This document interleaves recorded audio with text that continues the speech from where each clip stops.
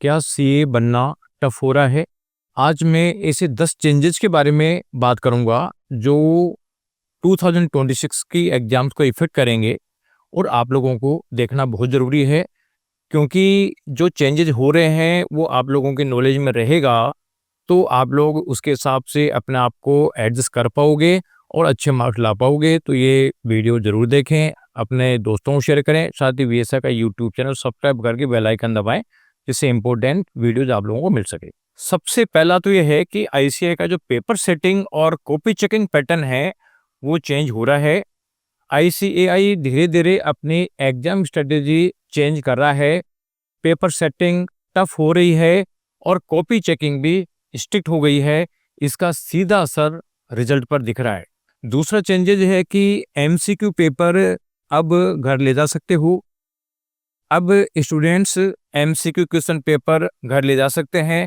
ICAI को अपनी answer की पर पूरा भरोसा है, लेकिन एग्जाम के बीच में एमसीक्यू चेक करना फोकस को डिस्टर्ब करता है, इसलिए पूरा अटेम्प्ट खत्म होने के बाद ही एमसीक्यू चेक करने चाहिए।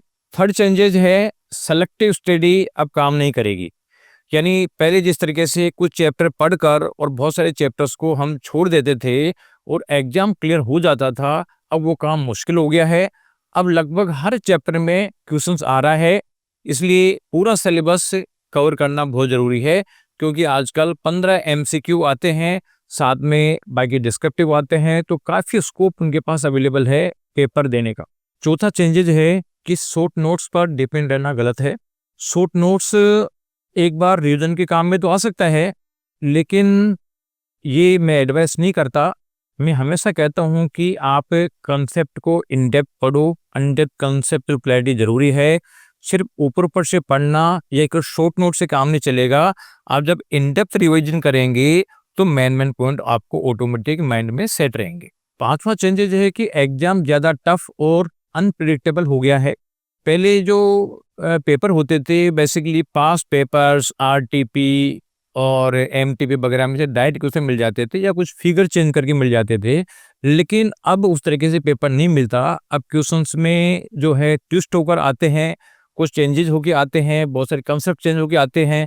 ये सब्जेक्ट की रियल अंडरस्टैंडिंग होगी तभी आपका काम चलेगा और केवल कुछ पेपर्स पढ़ने से काम नहीं चलेगा। छठा चेंजेस है कि कॉपी चेकिंग ज़्यादा स्ट्रिक्ट हो गई है।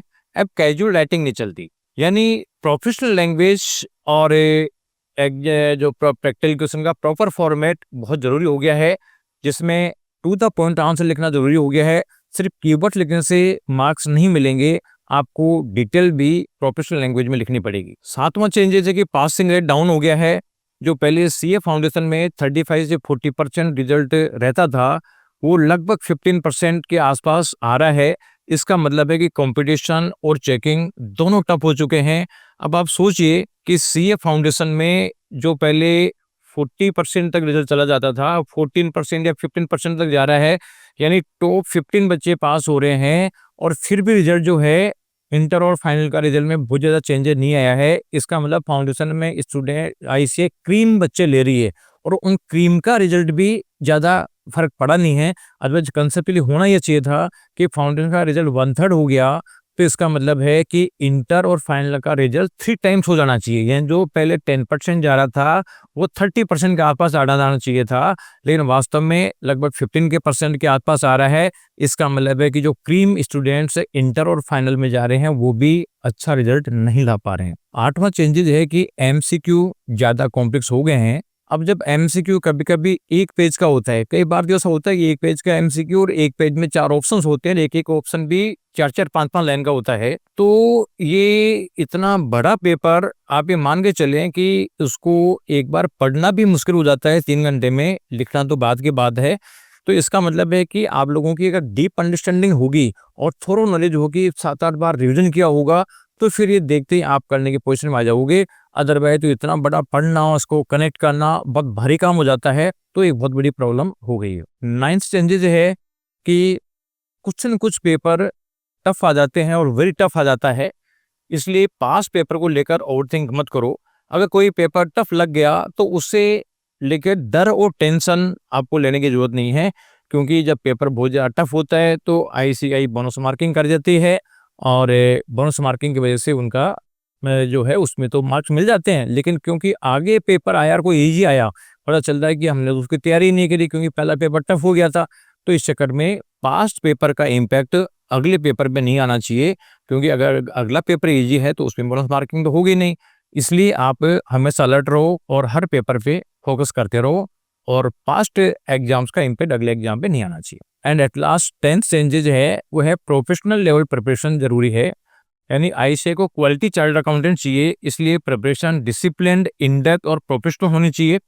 स्ट्रॉन्ग कंसेप्ट्स, प्रॉपर राइटिंग और रेगुलर मॉक टेस्ट ही रिजल्ट इंप्रूव करेंगे। इसलिए आप लोगों को इन डेप्थ स्टडी करो और वो भी करो आईसीए के स्टडी मटेरियल से कम 4-5 बार रिवीजन करो, जिससे कि आप पहली बार इस एग्जाम को क्लियर करने की पोजीशन में आ जाओ। और साथ में जो परहेज करना है वो है कि शॉर्ट नोट्स नहीं पढ़ने, क्योंकि शॉर्ट नोट अच्छे तो लगते हैं लेकिन उसका रिजल्ट नहीं आता। और आपको जो प्रैक्टिकल की चीज़ें हैं उसमें आप आईसीए का स्टडी मटेरियल पे फोकस करें और जो मल्टीपल क्वेश्चंस के लिए जो क्वेश्चन बैंक्स अवेलेबल है इन चीज़ों से आप दूर रहें। Thank you.